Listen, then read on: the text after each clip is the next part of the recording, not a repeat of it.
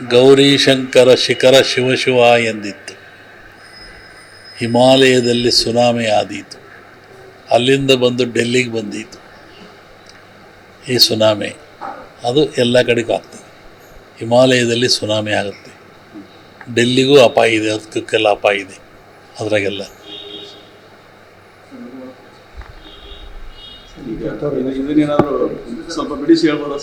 ಹೇಳಿದ್ನಲ್ಲಪ್ಪ ಈಗ, ಗೌರೀಶಂಕರ ಶಿಖರ ಶಿವಶಿವ ಎಂದಿತ್ತು.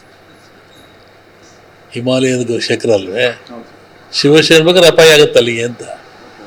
ಅಲ್ಲಿ ಆಗ್ತದೆ, ಅಲ್ಲಿಂದ ಬಂದ್ಕೊಳ್ಳೋ ನೆಕ್ಸ್ಟ್ ಸುತ್ತ ಎಲ್ಲ ಆಗ್ತದೆ, ಸುತ್ತ ರಾಷ್ಟ್ರಗಳಿಗೂ ಆಗುತ್ತೆ.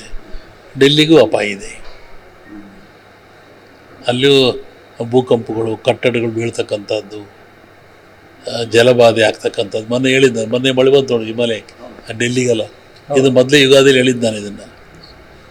ಈ ದೊಡ್ಡ ದೊಡ್ಡ ನಗರಗಳಿಗೆ ಅಪಾಯ ಇದೆ, ಇದು ಸೇರಿಸ್ಕೊಳಿಬೇಕಾರೆ ಇದನ್ನು. ದೊಡ್ಡ ದೊಡ್ಡ ನಾಯಕರಿಗೆ ಅರಸನಾಲಯದಲ್ಲಿ ಅರಮನೆಗೆ ಕಾರ್ಮೋಡ ಕವಿದಿತ್ತು ಅಂತ ಒಂದು ಸಾಮೂಹಿಕ ಡೆತ್ ಆಗೋ ಲಕ್ಷಣ ಇದೆ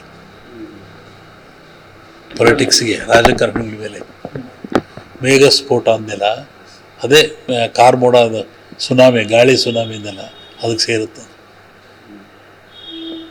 ದೇಶಗಳನ್ನಂಥ ಮಹಾನ್ ಪ್ರಭಾವಿಗಳೇ ಅವ್ರಿಗೇನಾದರೂ ಈ ವಿಚಾರದಲ್ಲೇ ಧಕ್ಕೆಯಾಗುವಂಥದ್ದು 2-3 ಜನ ಜಗತ್ತಿನ ಮಹಾರಾಷ್ಟ್ರದ ಅಭಿಮಾನಿಗೆ ಅಪಮೃತ್ಯುವಿದೆ.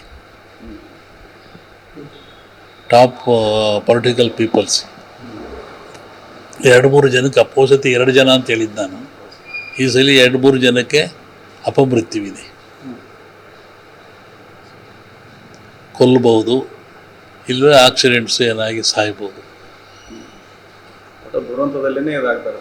ಹೌದು.